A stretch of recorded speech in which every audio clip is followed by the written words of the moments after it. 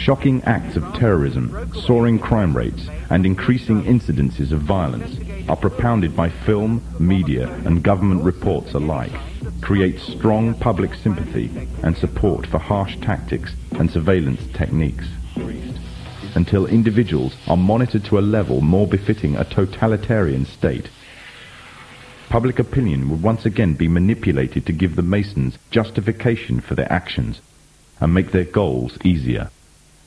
The means of monitoring the masses and storing all personal information on individuals in society on a massive mega database are already underway. Rapid movements are taking place towards storing personal information on individuals on plastic, such as banking details, driving license information, and national insurance details. Currently, these details are stored on separate cards, but plans are well underway to merge all the information onto one identity card. The consequence would be complete monitoring of all purchases and transactions and personal details of an individual at the touch of a button. In 1992, the Vice-Chancellor of the British Supreme Court, Nicholas Brown Wilkinson, told the High Court that if the information obtained by the police, the Inland Revenue, the social services, the health service and other agencies were to be gathered together in one file, the freedom of the individual would be greatly at risk. The Freemasons, through the governments controlled by them, already have access to a vast array of information about you. They can already find out who you talk to on the phone, where you work, where you shop, what you eat, what you wear, how much you are worth, what you earn, and the list goes on and on. One identity card would allow even closer monitoring and enable a complete psychological profile to be compiled on every individual in society. Information which would make it very easy to predict, control, and manipulate actions. However, there is a gap that the Masons need to fill in. By using hard currency, an individual can evade detection and vital information is lost since hard currency transactions are untraceable. As a result, moves are being made to replace hard currency with a system that relies totally on electronic funds transfer. In other words, a system that relies totally on cards. Trails in Swindon have heralded the first signs of a move towards the introduction of smart cards and electronic money on a national scale in the UK. The Mondex scheme is pioneered by NatWest and Midland Banks and British Telecom. Inside a smart card is a microchip which calculates every single transaction, not only financial transactions, but records every single thing for which it is used. It can serve as a credit card, a building society passbook, library card, travel card, phone card, and quite possibly an identity card. Although an identity card would reveal much detail, it would not be able to locate any one person precisely at any given instant time. This would require some sort of tracking device that could be put on and detected wherever that person may be on the globe. The tracking device would be an all-purpose microchipped identification device or an electronic implant placed under the skin. These implants could then send off a signal which could then be picked up by satellite in low Earth orbit, locating and identifying the subject. Although this may sound like the works of fiction, it is, however, already well on its way to becoming reality. There are already approximately 48 global positioning satellites in orbit that are in use by the United States and her allies.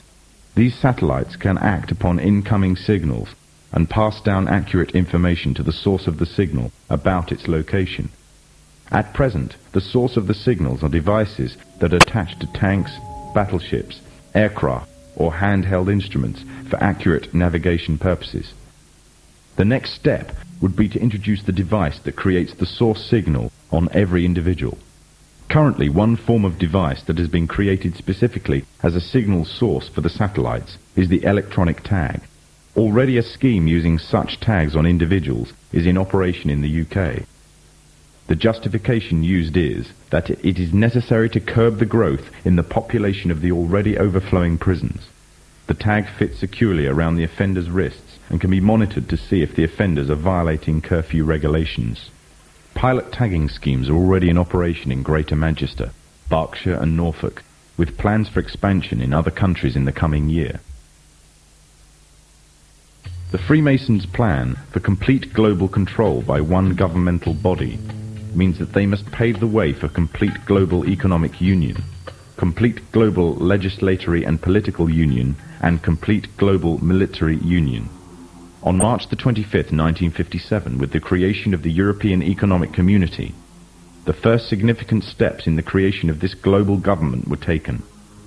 Since then, the EEC has become a testing ground for the New World Order.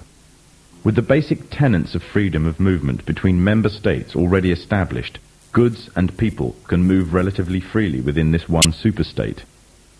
The plans are already underway for the establishment of complete monetary union, and the powers of the governmental body of Europe are growing every day, paving the way for complete political and legislatory union.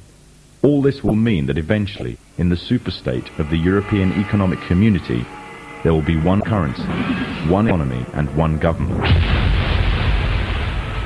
And the government would most certainly be a Masonic government. The three most important players of the European community are Britain, France, and Germany. Britain and France have long been Masonically controlled nations. During World War II, Germany was completely annexed by Britain and France, along with the United States, another Masonic nation, and the Soviet Union. The sectors of Germany controlled by the former three countries, the Masonic nations, formed a separate political identity called West Germany. And with the downfall of the Berlin Wall, West Germany has now taken over the former East Germany. Europe is not alone in its efforts to achieve superstate status. America and Mexico are currently the only two members of NAFTA, the North American Free Trade Agreement. However, the nations of the South are increasingly being pursued to join. With Masonic superstates in both Europe and America firmly established, global union would be a logical and easy progression. However, there is another problem that the Masons need to contend with if they are to be the masters of this global union. By the 1970s, it was becoming increasingly clear that the population of Europe and white America was rapidly declining. Unless something was done, the expanding size of the population of third world nations would pose a serious threat to national security of Masonically controlled countries. Western consumer power and productivity would reduce, and as a result, they would be completely dependent on that of the third world population. Somehow, the gap between Western population and third world population had to be a bridge to restore Western supremacy, or more precisely, Masonic supremacy, at a global scale. In the 1970s, President Jimmy Carter commissioned the Global 2000 report. The findings of the report blamed virtually all of the world problems on the population growth of non-white people. The report went on as far as recommending the elimination of at least 2 billion people in third world nations off the face of the earth by the year 2000 in order to restore Western supremacy. Interestingly enough, also in the 70s, the AIDS epidemic broke out, claiming huge amounts of life in third world nations, as well as amongst the growing black and Hispanic population of America. It was said that the virus originated from green monkeys in Africa and was later passed on to the local population through either acts of bestiality or through consuming them as food. From there on, AIDS spread like wildfire across the African continent and later on to the rest of the world, claiming millions of lives. However, the story was just a smokescreen.